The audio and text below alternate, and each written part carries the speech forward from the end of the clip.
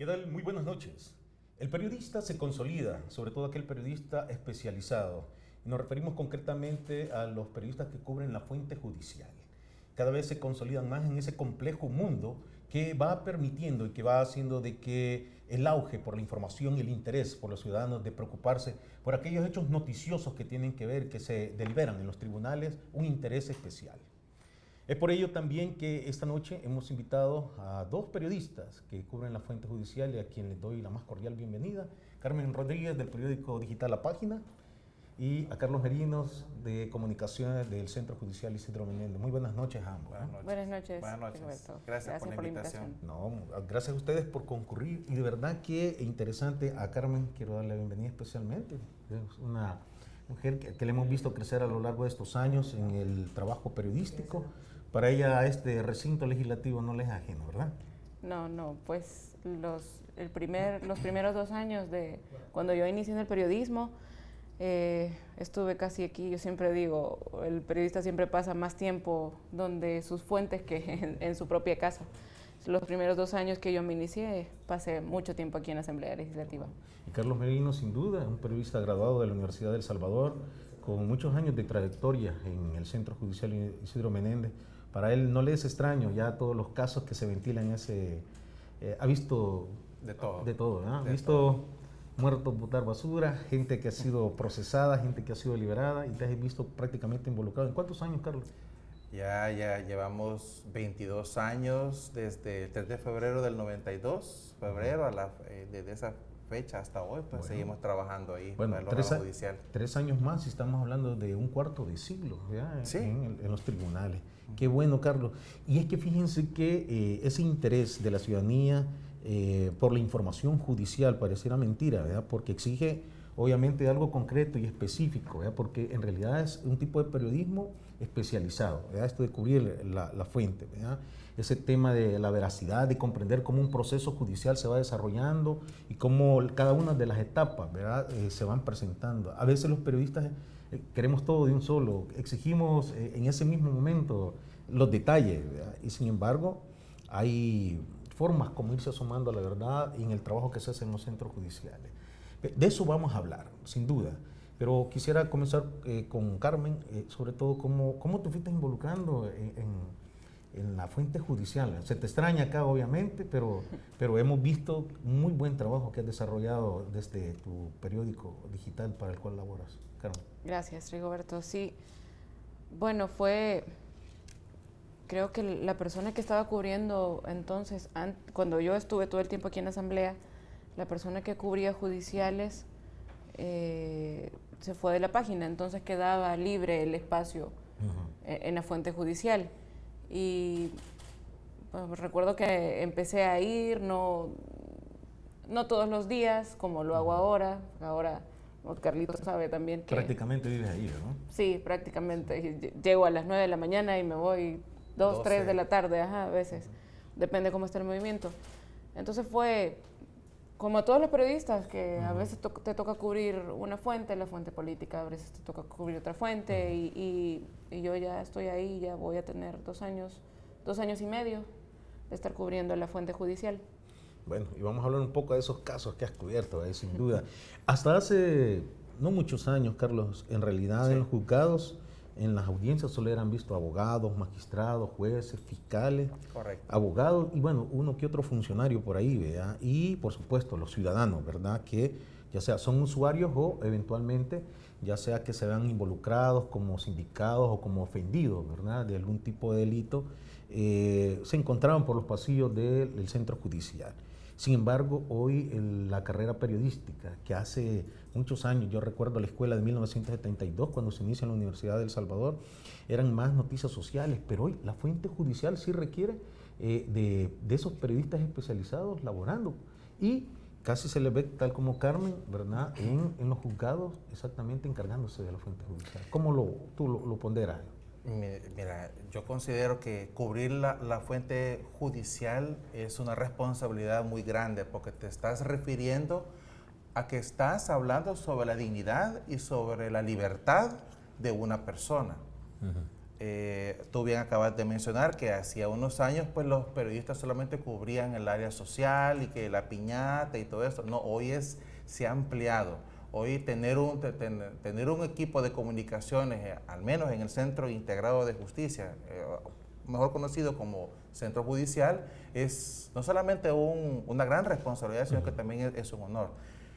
Hablabas de que los periodistas somos especializados. Sí, somos especializados. En la oficina de comunicaciones tenemos nuestro jefe, estamos divididos en áreas.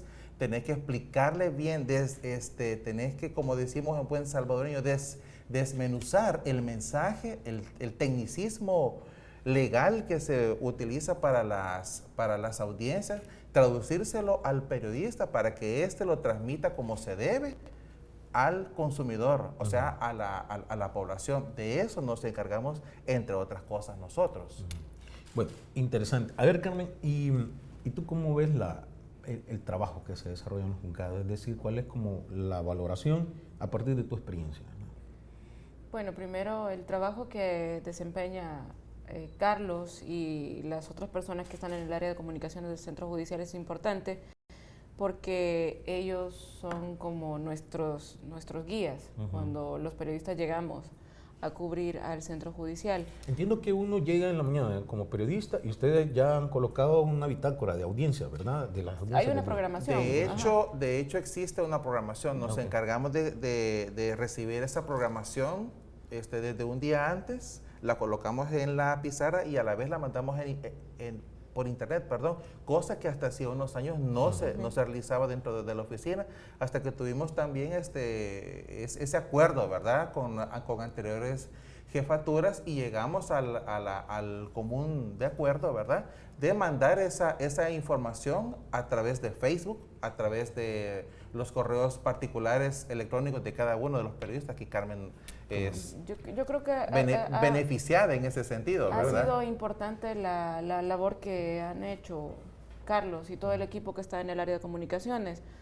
Y yo puedo decirlo, en los últimos 2 años y medio, la apertura en cuanto a las vistas públicas, a los procesos, ha sido muy importante, porque cuando yo recién llegué allá nosotros teníamos que ir hasta donde ustedes y preguntar, pero ahora ha habido más apertura y eso ha ayudado mucho para que también, no solo los periodistas, sino que la población tenga también acceso a toda esa información que hay ahí.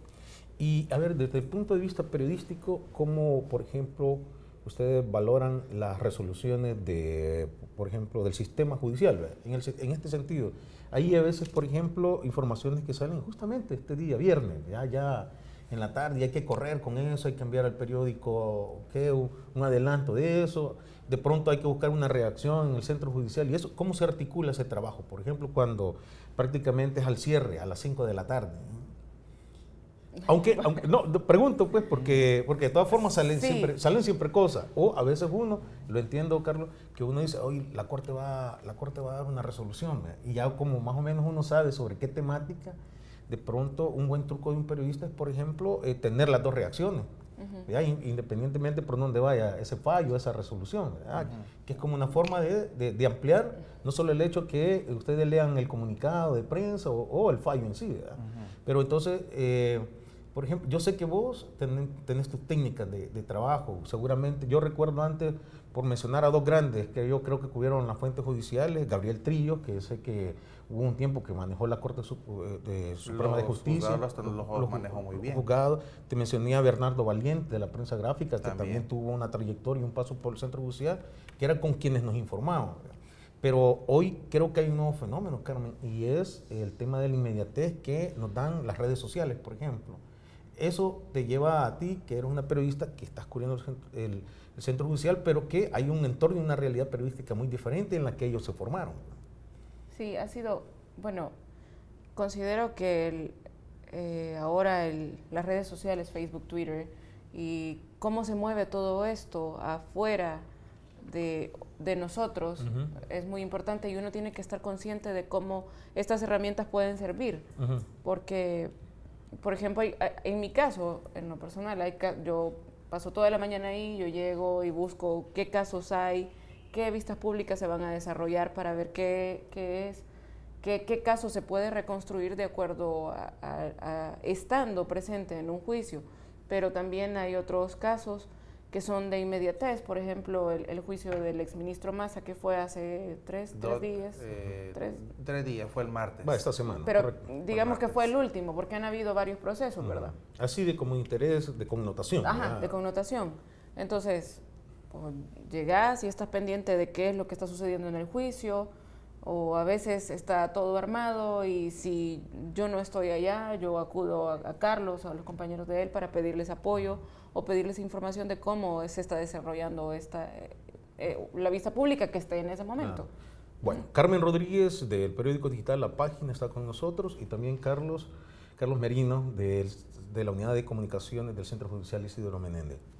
Pero, por ejemplo, como hay cosas novedosas en esto, y creo que es el tema de la versatilidad del periodismo y de lo impredecible que puede ser. Por ejemplo, nunca había estado un expresidente de la República, nunca había concurrido a los tribunales, y en eso no hay escuela, y la universidad no te puede enseñar que cómo vas a manejar una situación como esa. Te pregunto, Carlos. Nadie se lo creía. No, ni yo tampoco. Cuando llegó, nadie se lo creía. Creo que estamos concurriendo a un hecho histórico importantísimo y de interés de nación, ¿verdad? Que un presidente, un expresidente de la República esté siendo procesado en los tribunales.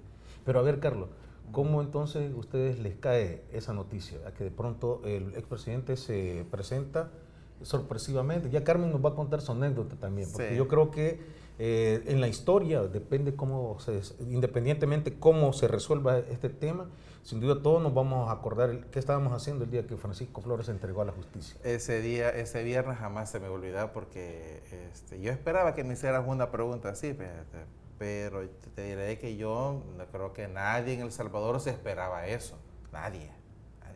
Que el expresidente Flores llegara por voluntad propia, firmara la entrada y se dirigiera tranquilamente al juzgado primero de instrucción.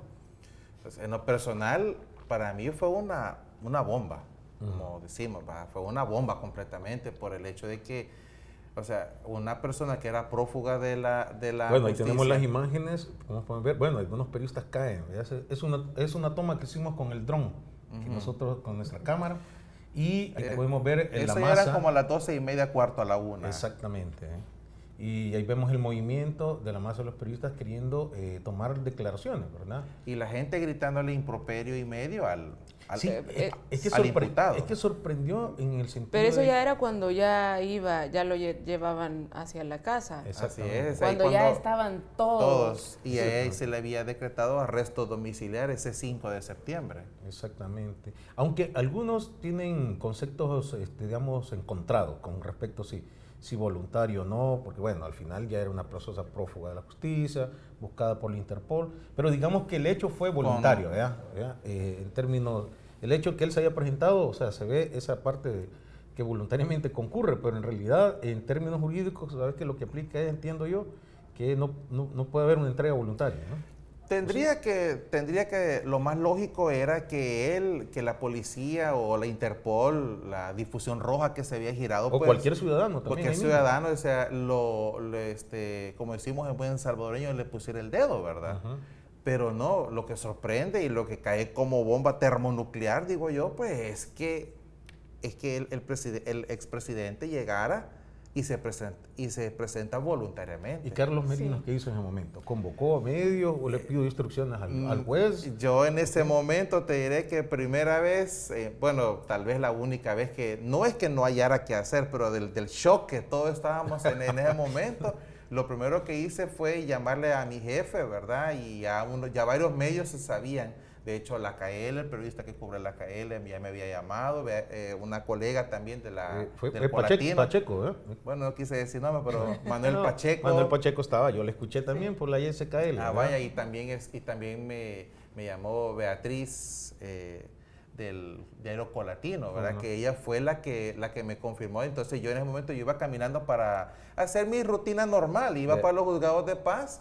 Y en ese momento me voy percatando de que el imputado ya estaba incluso adentro del juzgado, ya la seguridad comenzaba a hacer su cerco, los periodistas ya comenzaban a hacer masa humana en ese momento. Dicho sea de paso, el pasillo del juzgado primero de instrucción es por ende, ¿verdad? Saturado. Nunca se imaginaron que iba a haber un caso así, era bien pequeño, bueno, no es tan pequeño, pero es un pasillo normal, donde circula gente, pues normalmente no iba a estar varios cientos, bueno, yo llegué a contar quizás como unos 203 personas, pues, que estaban en ese pasillo, entre periodistas nacionales e internacionales, y también los periodistas de sindicatos que llegaron a hacer presencia. Bueno, fue el día en que colapsó entonces el pasillo de los juzgados. Colapsó completamente, y en lo personal tuve que apoyarme aquí Carmen no me va a dejar mentir, ¿verdad? Que tuve que apoyarme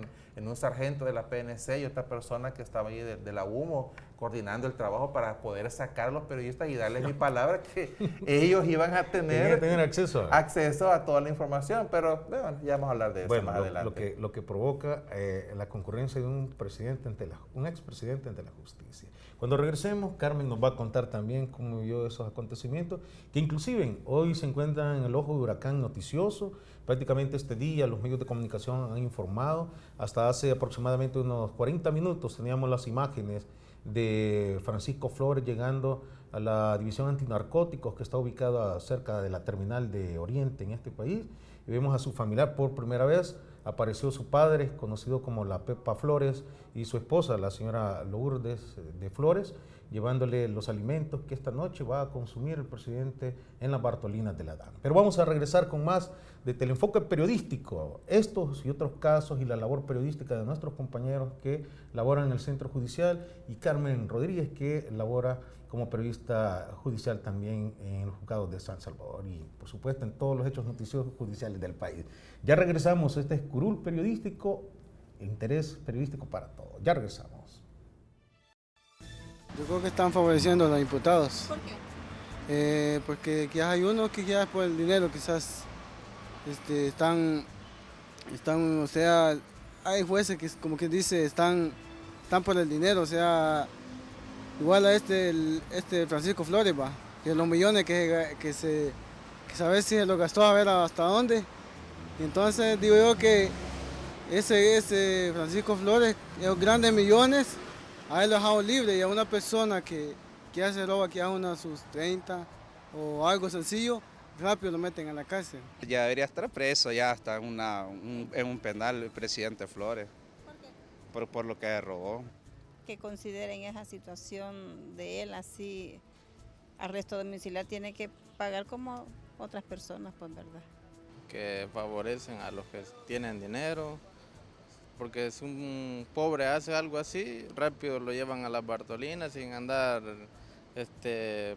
dándole lujo que se lleve ir para su casa. Como el caso del expresidente Flores. Correcto, como el caso del presidente Flores, ¿verdad? Que hemos visto que los jueces favorecen a los que son amigos de ellos o qué sé yo. Creo que no es igual el trato, ¿verdad?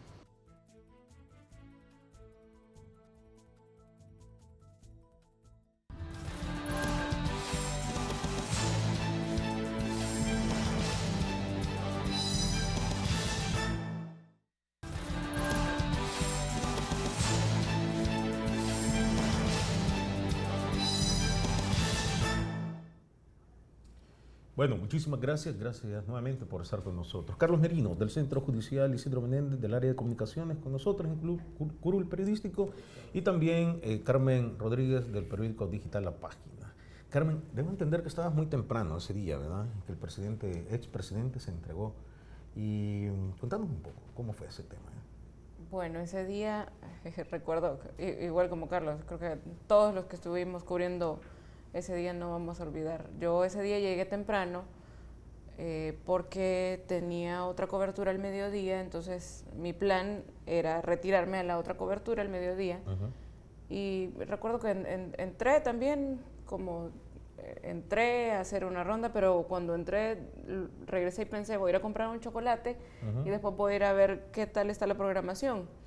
Y recuerdo que estaba comprando el chocolate cuando me cayó el mensaje, el expresidente Flores está aquí en los tribunales.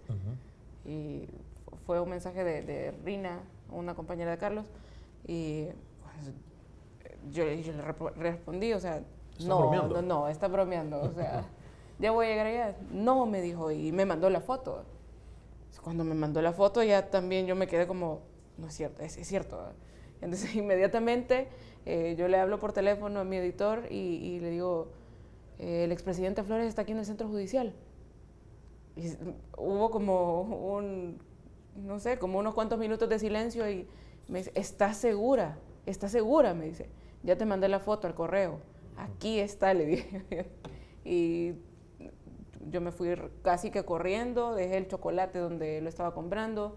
Cuando llegué todavía no estaban todos los periodistas, habían quizás como 2, creo yo, que estaba Luis, un compañero de Noticias 19, que también él llegó temprano porque ese día era la lectura de la sentencia en el caso de los jugadores, en la resolución de los jugadores de fútbol, por el caso de los amaños. ¿Qué no era sentencia? No era sentencia, era la resolución de la audiencia inicial. Perdón. No, sí. Tranquila, perdón.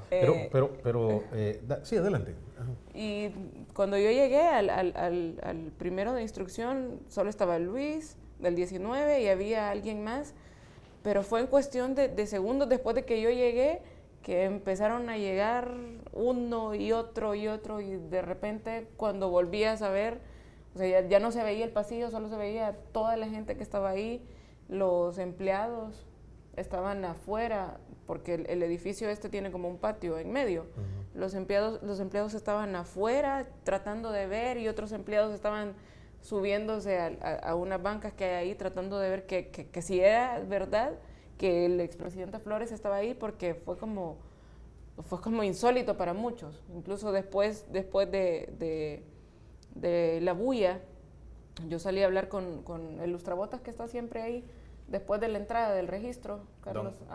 Don Efraín, un gordito. Don Carnosito, yo salí a hablar. Sí, hubo una crónica que hicieron hacer sobre él. Que él nosotros también... la hicimos. Qué bueno. Sí, le leí que ese es lo nuevo. Sí, porque yo salí y me dice, y le digo yo le pregunté, ¿y usted lo vio? Porque toda la gente que entra pasa por donde está él. Entonces, y yo fui a preguntarle, ¿usted lo vio?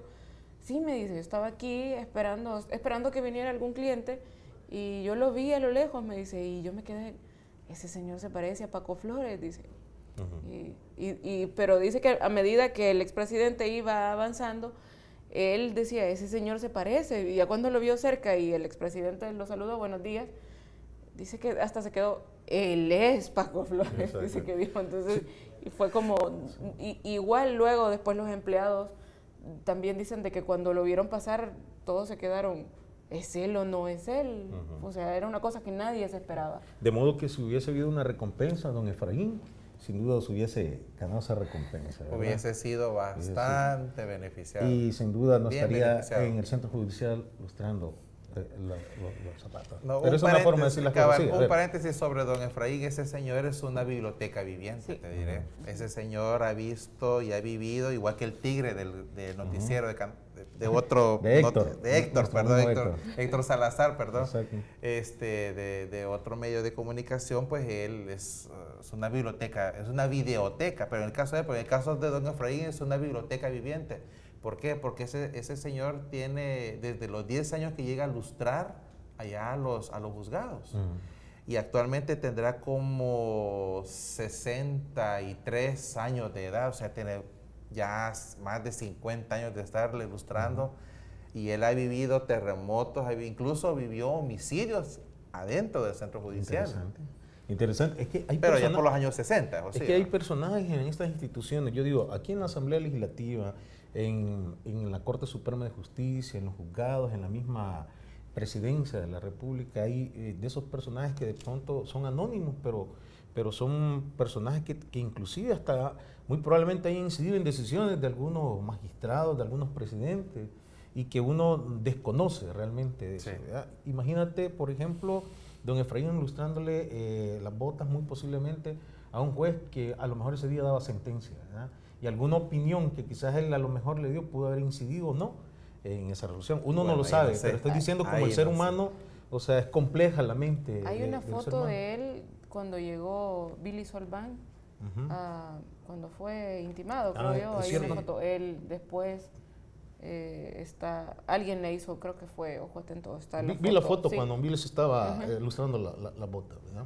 Entonces, bueno, estamos hablando de una persona humilde ante una persona que, bueno, políticamente en este país ha sido importante y además una persona también que ha avanzado una riqueza, sin duda, económica en este país, que todos conocemos, pero bueno, nosotros no lo vamos a juzgar, solo estamos caracterizando el entorno y el ambiente del centro judicial.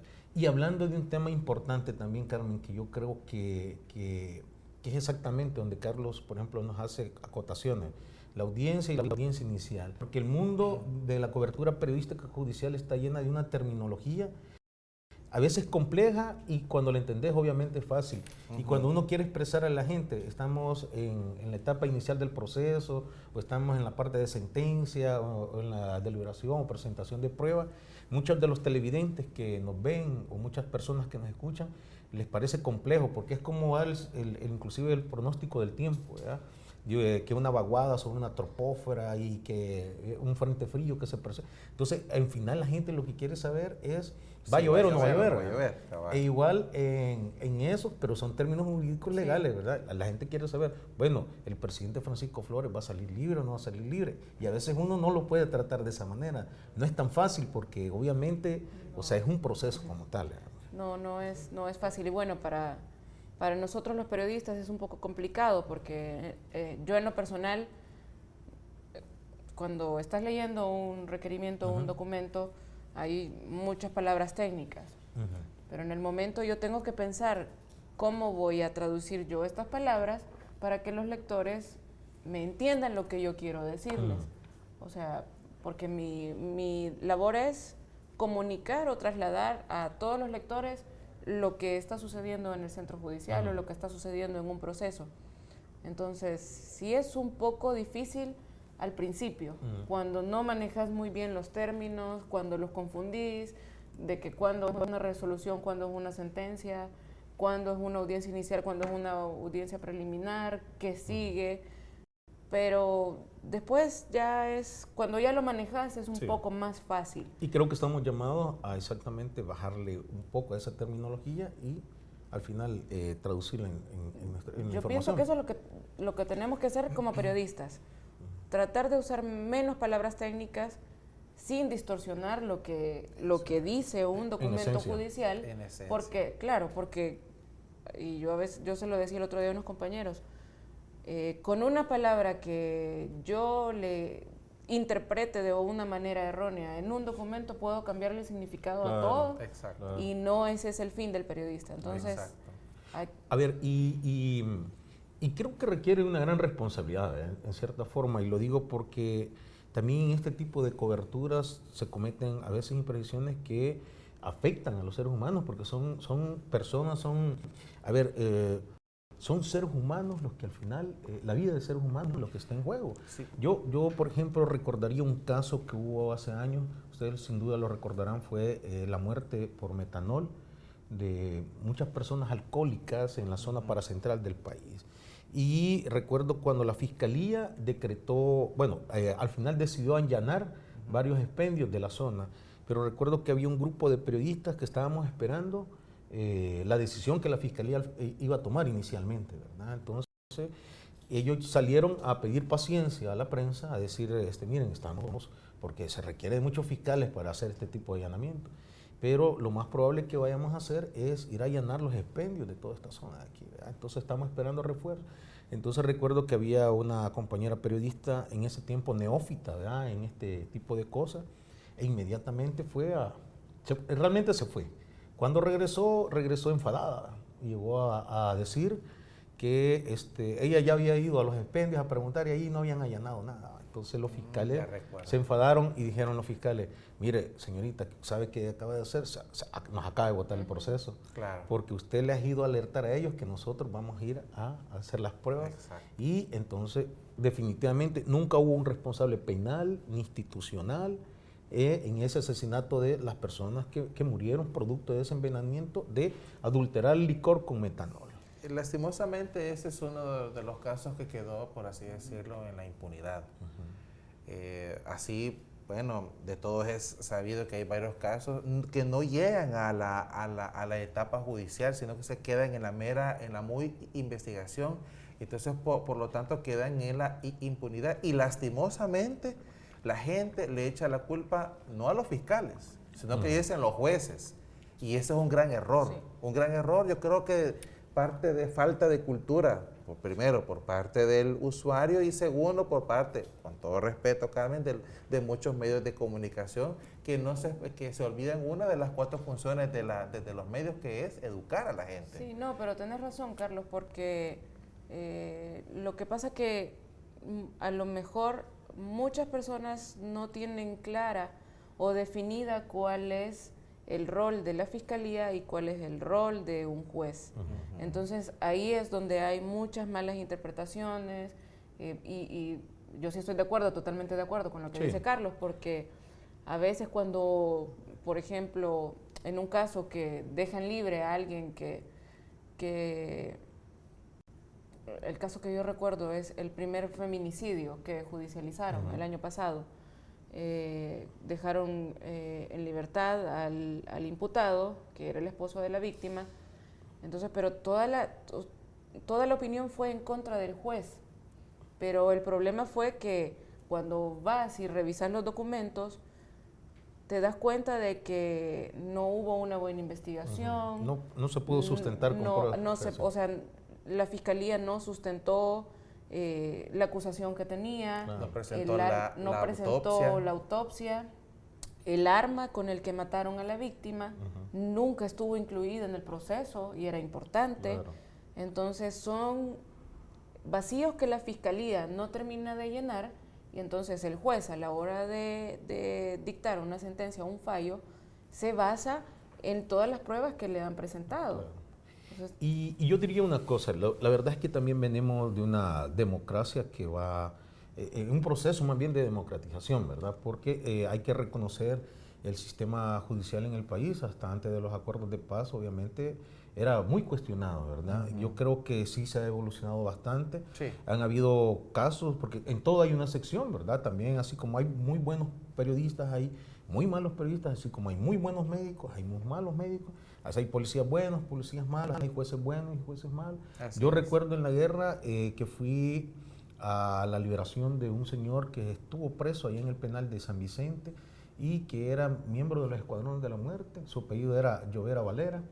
Y recuerdo que cuando el juez le dio la carta de libertad, al siguiente día se fue del país, ¿verdad? Y recuerdo el titular de los periódicos que cualquiera se confundía, como el nombre era Llovera. Entonces, antes los periódicos, la madera no era mayúscula, minúscula, sino que era todo en mayúscula y decía Llovera libre mañana. Entonces todos pensaban que iba a llover el día mañana, pero de verdad parece cómico hoy en día, pero hasta esos titulares te confundían. Era Llovera Valera saldrá libre mañana, así pero correcto. Los periódicos titularon Lloverá libre mañana. Y fuimos al penal de San Vicente y luego buscamos al juez y cuando fuimos a buscar al juez recuerdo que había tomado un vuelo de Taca y se había ido fuera del país, ¿verdad? Entonces yo creo que en aquellos entonces y muy probablemente hoy hayan jueces que estén de pronto todavía con esos vicios del pasado, pero es decir, creo que sí hemos avanzado y en áreas de la justicia también hay que reconocer que hay jueces que imparten justicia, ¿verdad? De manera transparente y que también se convierten en una especie de rendición de cuentas ante los ciudadanos. Claro. Hay países en que los procesos judiciales importantes saben que se televisan permanentemente mientras duran, es decir, mientras el juez no decrete reserva, pero para ellos no importa de lo que se trata, los procesos judiciales son transmitidos por la televisión. Correcto. Pero fíjate, Rigo, de que aquí hay muchos procesos que son públicos, o sea, pero el problema es que la gente no sabe que son públicos, o sea, que quiere decir que la población puede tener acceso a la información de estos procesos o que los familiares de las personas imputadas pueden participar en la vista pública cuando no tienen reserva, pero eso es falta de información porque no todas las personas saben o no todo, incluso los mismos imputados no saben qué tanta información hay vertida en la documentación, en el proceso, en su contra. Sí. Pero es por la falta de información. Y también que podés accesar a esos documentos. Indiscutiblemente, tú puedes llegar al juzgado, ¿verdad? Y bueno, hoy por hoy, pues las medidas de seguridad en el centro judicial se han hecho todavía más duras, ¿verdad? porque como ya tenemos los 5 juzgados especializados, los 2 de instrucción y los 3 de sentencia, entonces los especializados trabajan con bandas, nada menos el lunes, si me permitís el comercial, Sí, el lunes a las 9 a.m. pues vamos a estar cubriendo la audiencia preliminar contra la banda del cártel de Texas, pues, a las 9 a.m. en el juzgado especializado de instrucción B. Entonces vamos a tener una presencia de un cártel de supuestos narcotraficantes, es lo que dicen los fiscales, no lo digo yo, ¿verdad? Y entonces, según las investigaciones y todo eso, pues vamos a tener una presencia y una seguridad que le haga honor a eso, ¿verdad? Porque recordemos que en el centro judicial habemos personas que laboramos en el área administrativa, ¿verdad? Hay empresa privada que está limpiando, que está haciendo limpieza permanentemente y otros que están haciendo trabajo de jardinería. ¿Qué tal si se nos escapa uno de esos así? Bueno, ya ha sucedido. Recuerdo que durante el terremoto hubo algunos casos que estaban, exactamente, algunas audiencias que habían en esa oportunidad y hubo algunos que inclusive se fugaron, ¿verdad? Aprovecharon esa situación natural que se dio. Pero sin ir tan lejos, Santos Cabrera. Bueno, Santos Cabrera, por ejemplo, ¿verdad? Ahí hay ejemplos, ¿verdad? Los que se escaparon ahí, los 13 mareros, de la MS, tenés que decir pandillero de uno y manero del otro, porque si no, caes mal. ¿Verdad? Bien, Carlos. Miren, y yo diría una cosa, ¿verdad? Porque eso de la... por ejemplo, aquí en la Asamblea Legislativa, yo creo que es de los recintos que los periodistas más conocen, ¿verdad?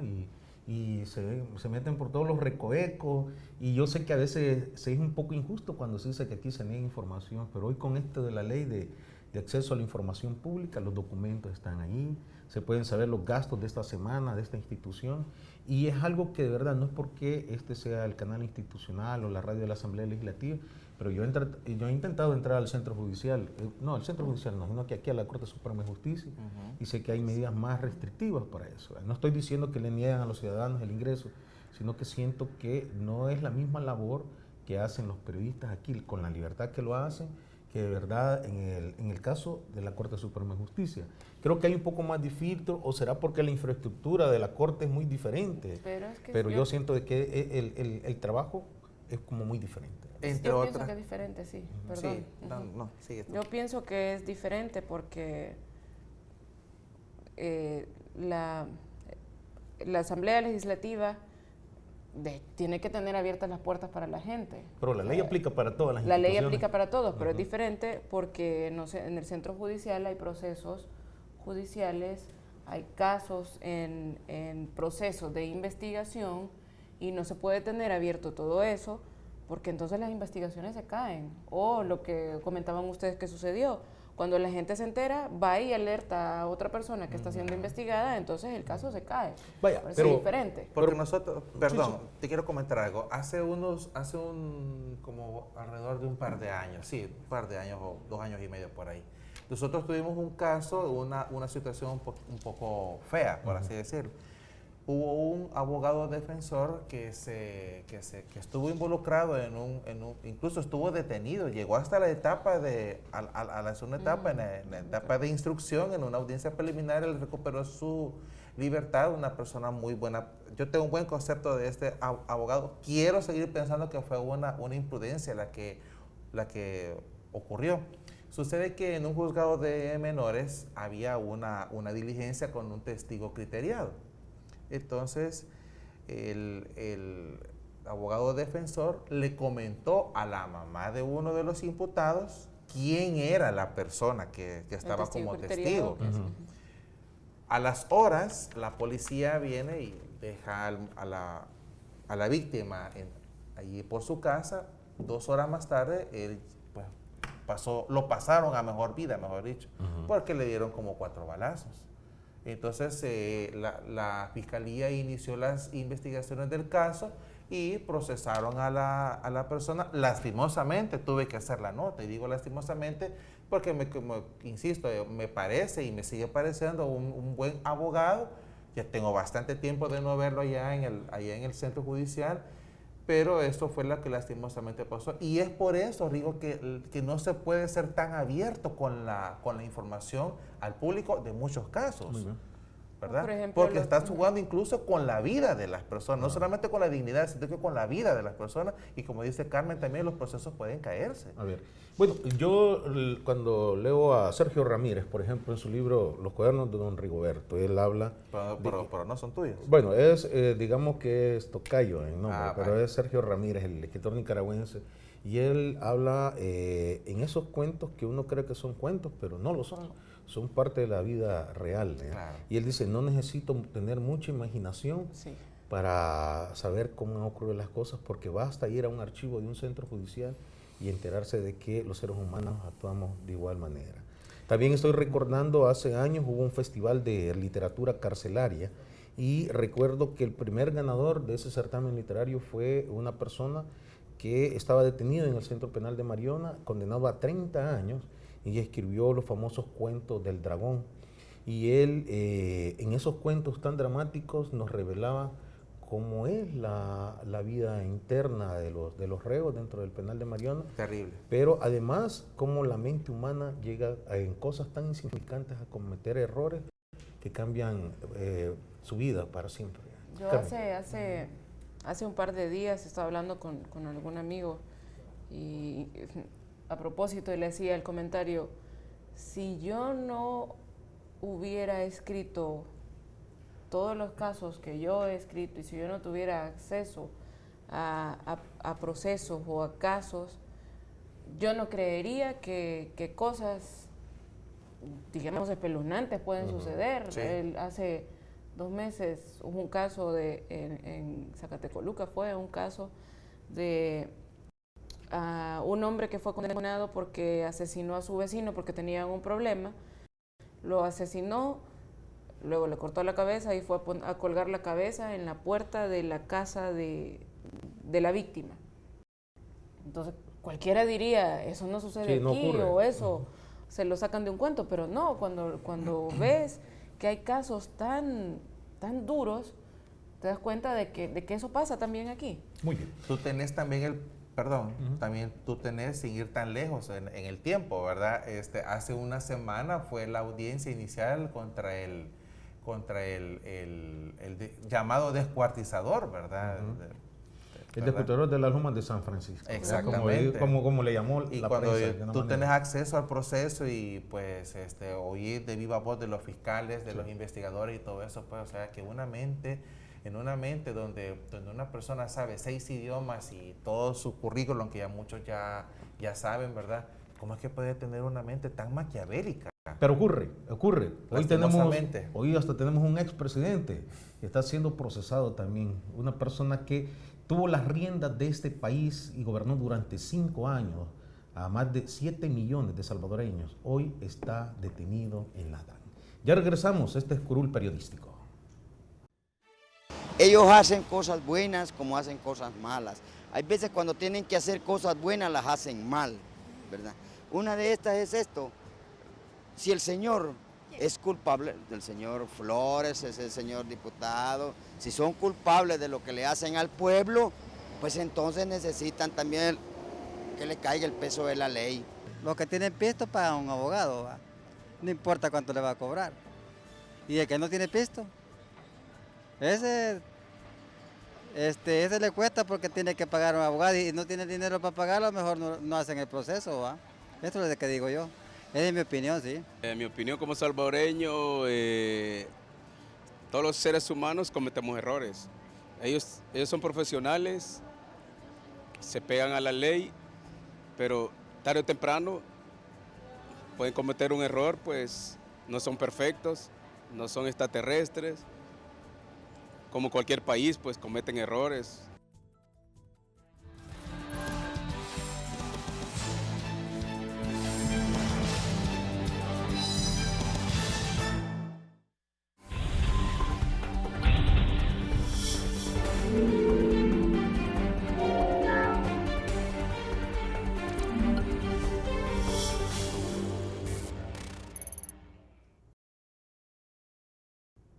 Bueno, muchísimas gracias. De nuevo de regreso, Carlos Merino del Centro Judicial Isidro Menéndez, de la Unidad de Comunicaciones con nosotros, y Carmen Rodríguez del periódico digital La Página.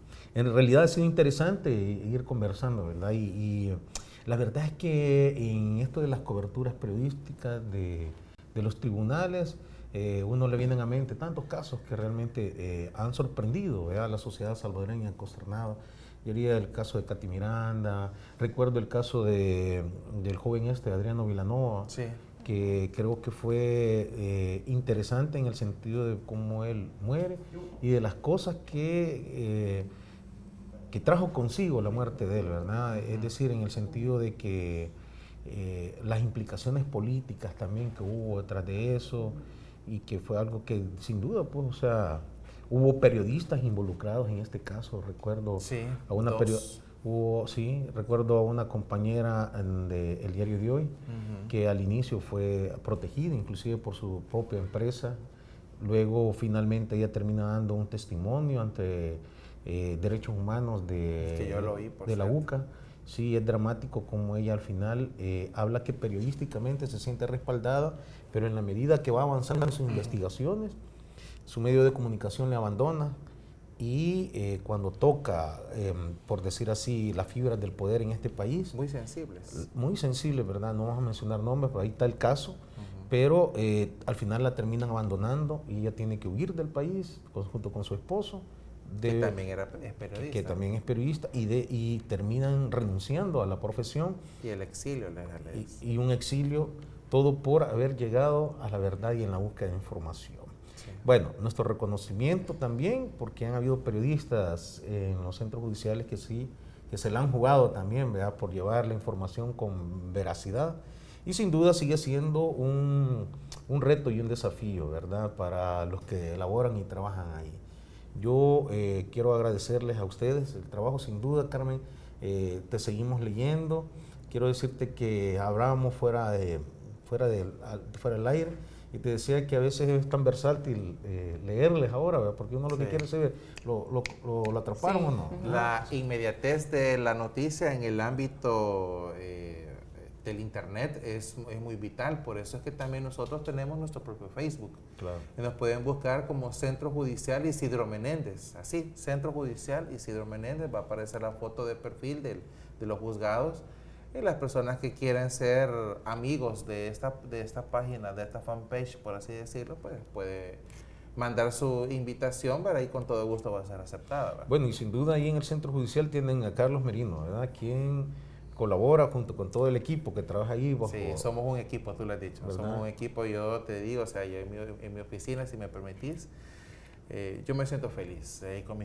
Con todos mis compañeros ahí somos felices, ahí somos prácticamente una familia, y Carmen no me va a dejar mentir que como cualquier oficina, a veces haces tus bromas, ¿verdad?, para bajar el estrés, porque sí te digo, aunque no parece, pues sí tenemos bastante estrés.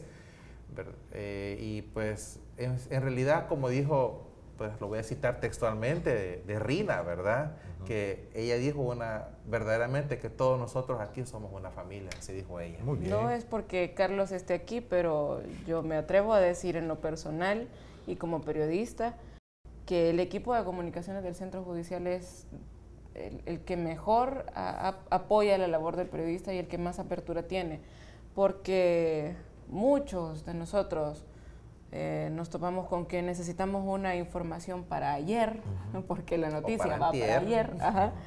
Y cuando vas a una institución del gobierno, o sea, tenés que enviar tu correo con la petición que querés, pero te estoy diciendo que es para ayer.